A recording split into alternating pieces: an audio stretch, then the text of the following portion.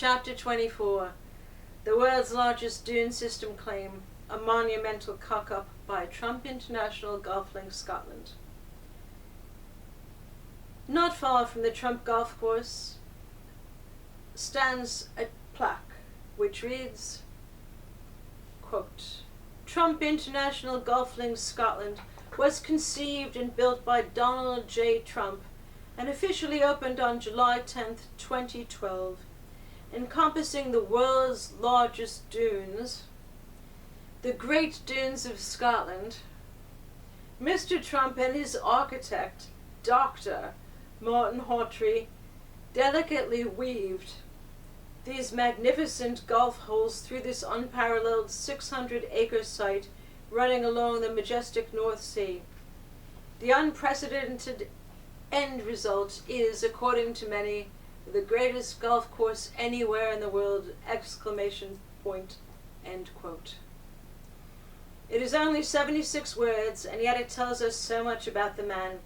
76 words, and no one, not a soul from the writer of these delicately woven lines through the firm that created this plaque, stepped up to the plate and said, "This is wrong."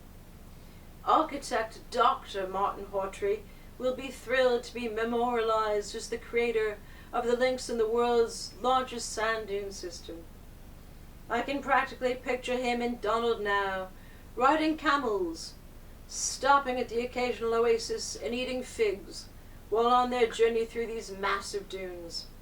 The conceiving sounds rather painful. The delicacy involved leaves one speechless. Not everyone is expected to know which are the world's largest sand dunes, which are popularly thought to be in Namibia. However, any schoolchild could reasonably be expected to guess that wouldn't be on the shore of a fairly small country like Scotland.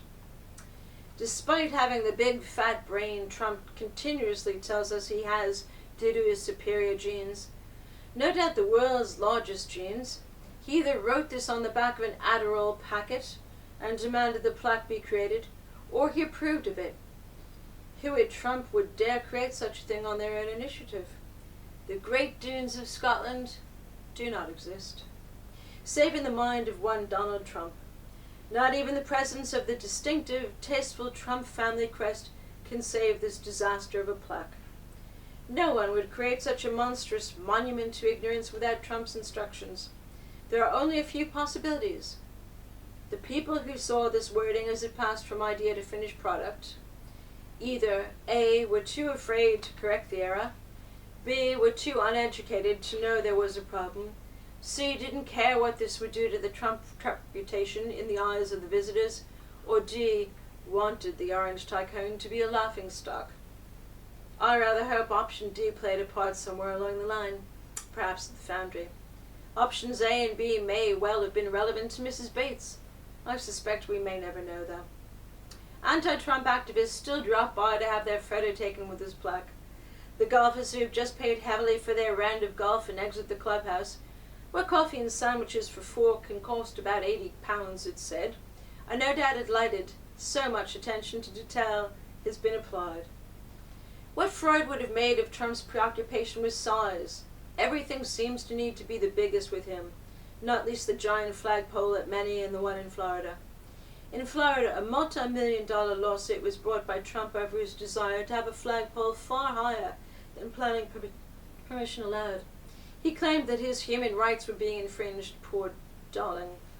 Killjoy, Florida planning personnel claimed they didn't want the thing being a hazard to navigation. And so you can visit the Great Dunes of Scotland. But no, Donald, they're not the biggest ones in the world.